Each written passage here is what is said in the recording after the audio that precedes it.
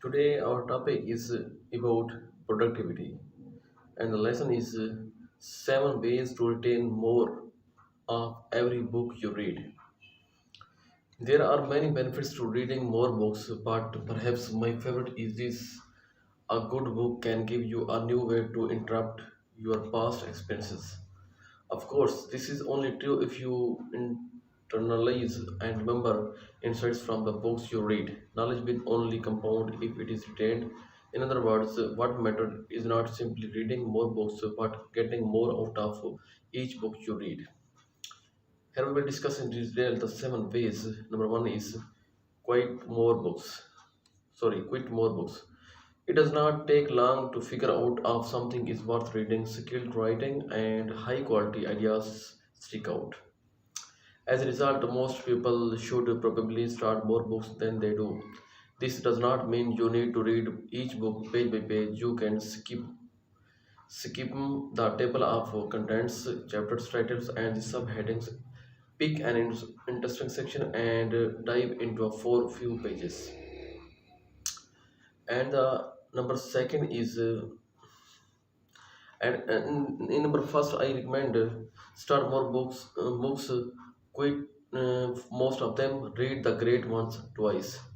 Number second is choose books you can use instantly. On the way to improve reading comprehension, to the choose book you can immediately apply. Put the ideas you read into action is one of the best way to secure them in your mind. Practice is a very effective form of learning.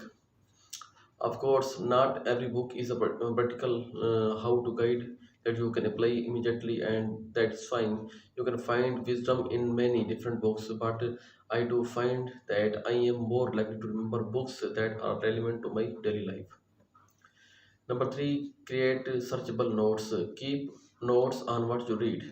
You can do this however you like. It does not need to be a big production or a complicated system. Just do something to emphasize the important points and passages. There is no need to leave the task of reading comprehension solely up to your memory. I keep notes in every Evernote. I prefer Evernote over other option because number one, it is instantly searchable. Number second, is to use across multiple devices. Number three, you can create and save notes even you are not connected to the internet. And here are 3 ways to guard your notes. Number one is audiobook. Number two is ebook. Number three is print. And number four is combine knowledge trees. One way to imagine a book is like a knowledge tree with a few fundamental concepts forming the trunk, the details, forming the branches. You can learn more and improve reading comprehension by linking branches and integrating your current book with other knowledge trees. And number five is write a short summary. As soon as I finish a book, I challenge myself to summarize the entire text into just 3 sentences. This constraint is just a game, of course, but it forced me to consider what was really important about the book. Some questions I consider when summarizing a book: what are the main idea? If I complemented one idea from the book right now, which one would it be? And number third, how would I describe the book to a friend?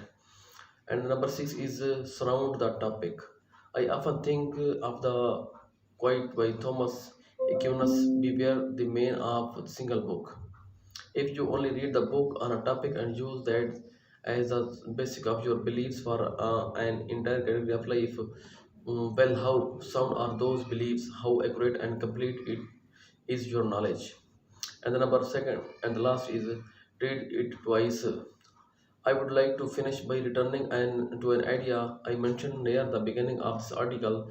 Read the great book twice.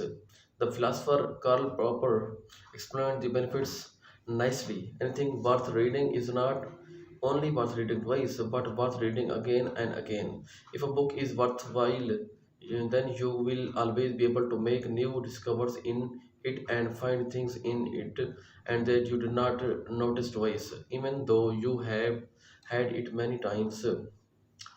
Here we can sum up the topic. So reading book twice is a great idea.